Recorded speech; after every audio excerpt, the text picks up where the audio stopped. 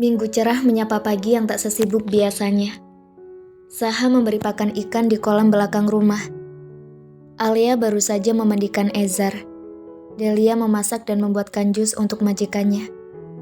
Ia memilih jambu dari sekian banyak buah karena tahu sang tuan sangat menyukai jus jambu. Saha masuk ke dalam.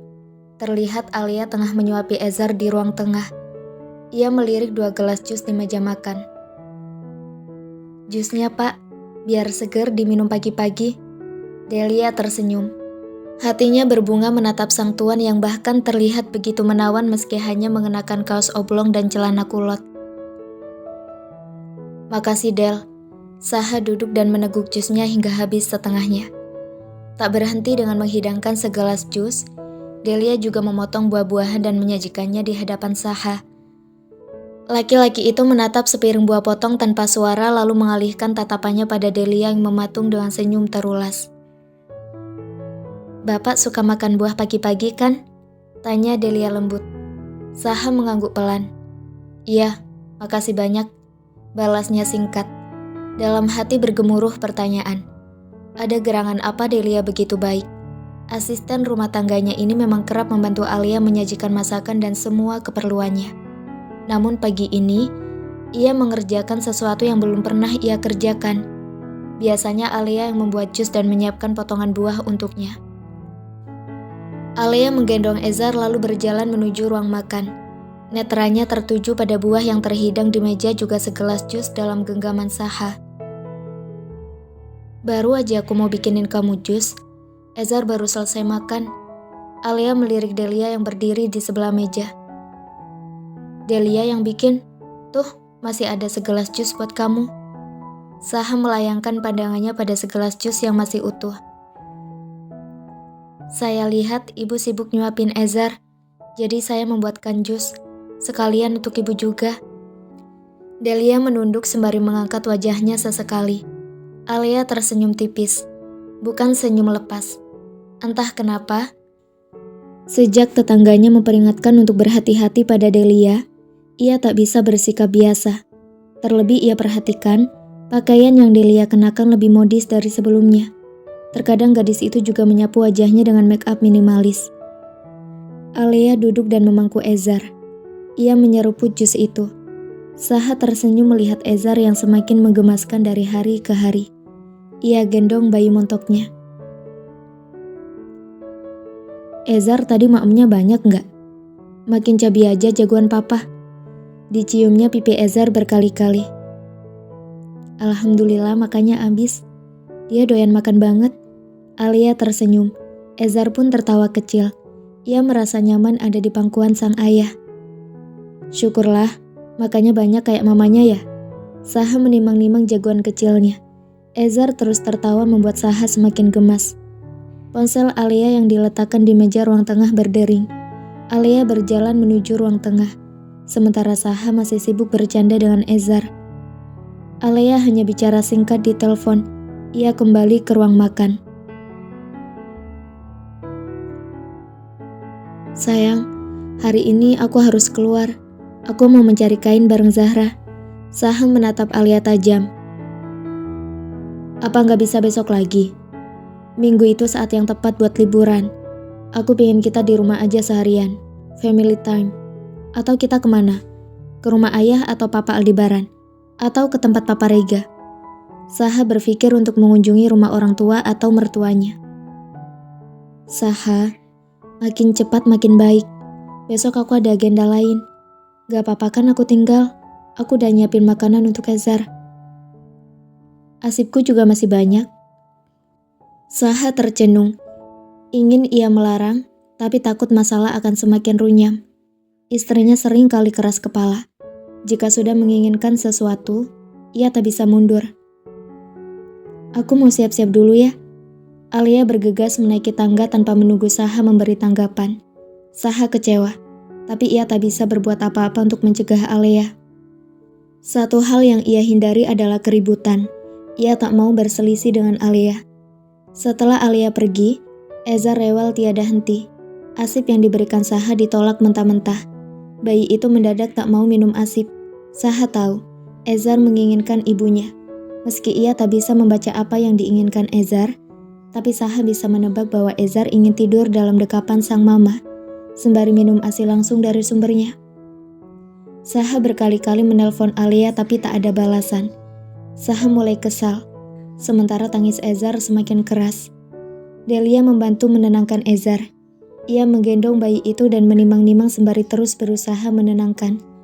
Gadis itu juga mencoba menyuapkan sesendok ASI pelan-pelan. Ezar pun luluh. Menangis terus-menerus membuatnya lelah. Perlahan ia menghabiskan 1 botol ASI. Saha bersyukur. Ezar akhirnya tertidur. Ia baringkan putranya di kamarnya. Saha kembali ke ruang tengah. Sebenarnya ia begitu bosan berada di rumah. Ia berharap Alia ada di sampingnya dan bercerita banyak hal. Ia masih saja kecewa, apalagi Alia tak balik menghubunginya. Lamunannya buyar saat Delia melangkah ke arahnya dan menyajikan donat yang dari tampilannya saja sudah menggoda selera. Segelas teh hangat menjadi pengiring. "Pak, saya buatkan donat dan teh, semoga Bapak suka." Saha melirik sang asisten yang tersenyum lembut padanya. "Ini kamu bikin sendiri?" tanya Saha.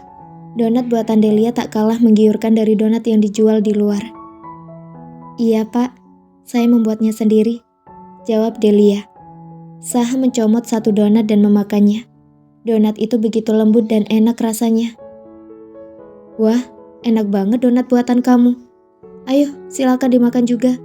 Jangan berdiri seperti itu." Dengan sedikit ragu, Delia menuruti permintaan Saha. Ia duduk di sofa lain dan mengambil 1 donat. "Kamu punya bakat bikin kue ya?" Delia tersenyum sekali lagi. Rasanya begitu canggung seiring dengan rasa kagum yang semakin berkobar untuk atasannya. "Sejak SMA dulu, saya biasa bikin donat, Pak. Lumayan hasilnya bisa buat bantu ibu dan adik-adik. Sejak ayah meninggal, saya jadi tulang punggung keluarga." Saha terdiam sejenak. Gadis itu sebenarnya bisa mendapatkan pekerjaan lain selain asisten rumah tangga. Namun ia justru memilih menjadi asisten rumah tangga.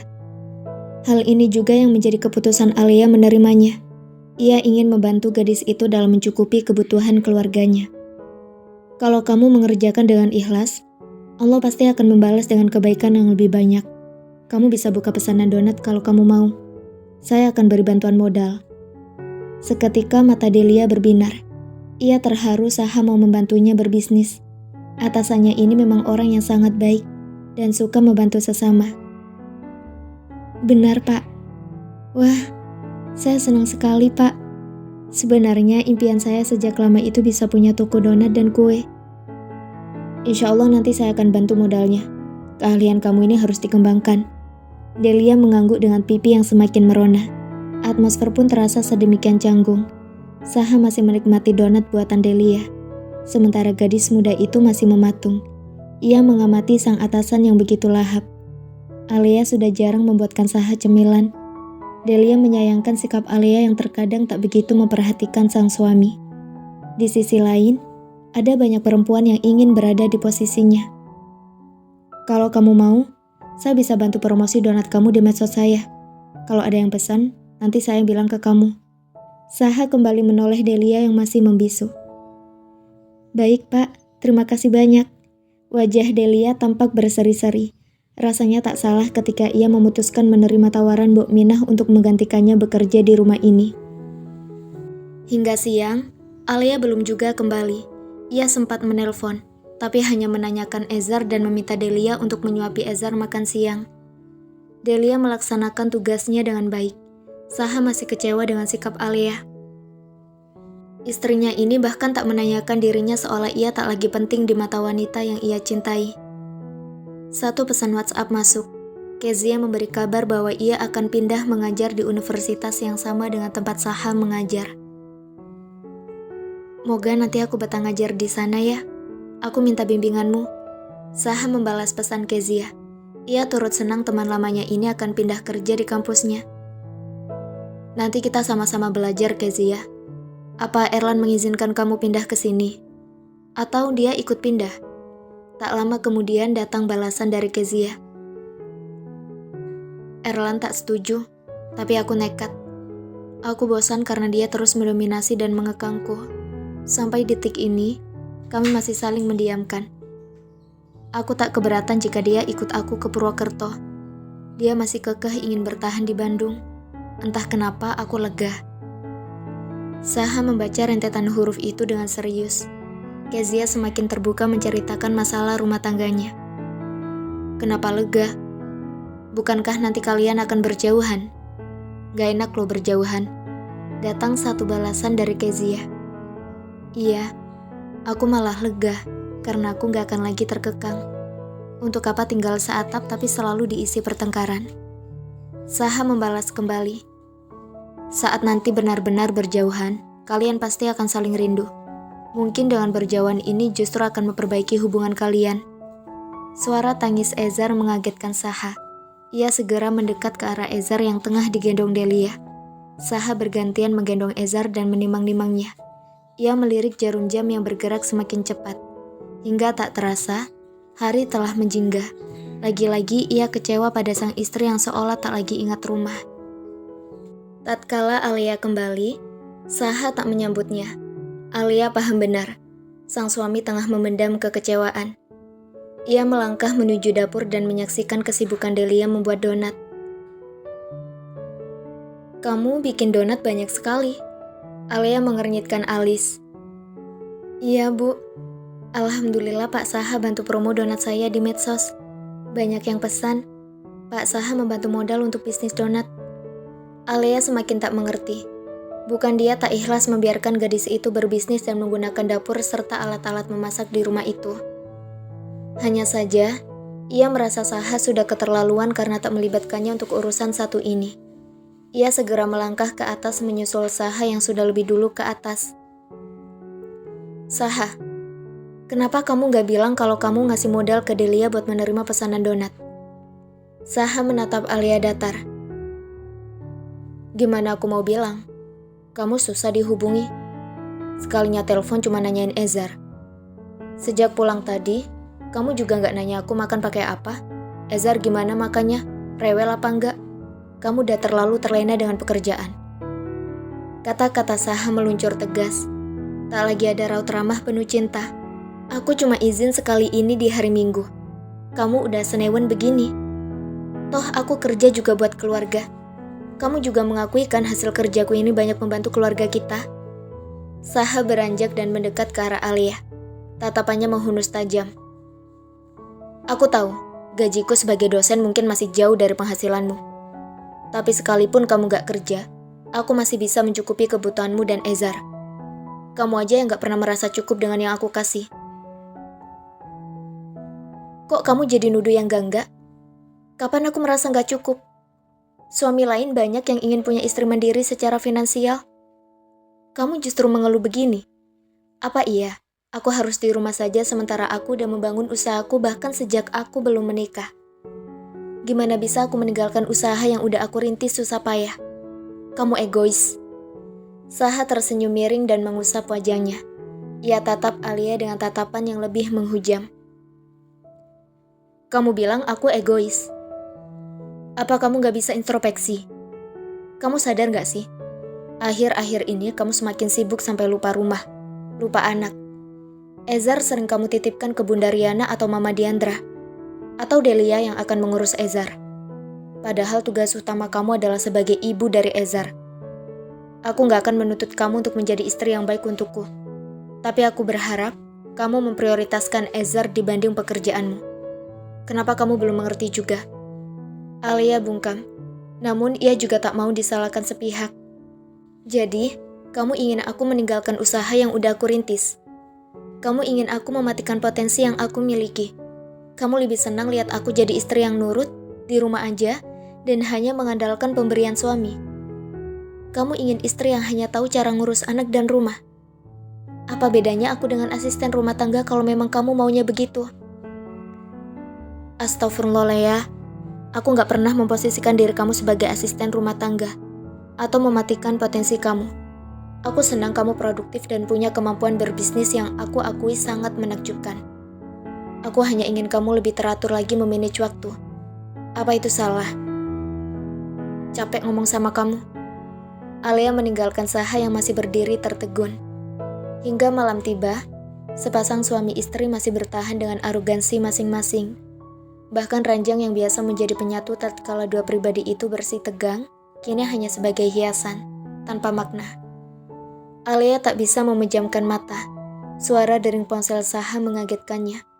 Ia lirik sang suami yang sudah terlelap. Ia ambil ponsel Saha yang tergeletak di nakas. Alia membaca satu pesan WhatsApp dari Kezia.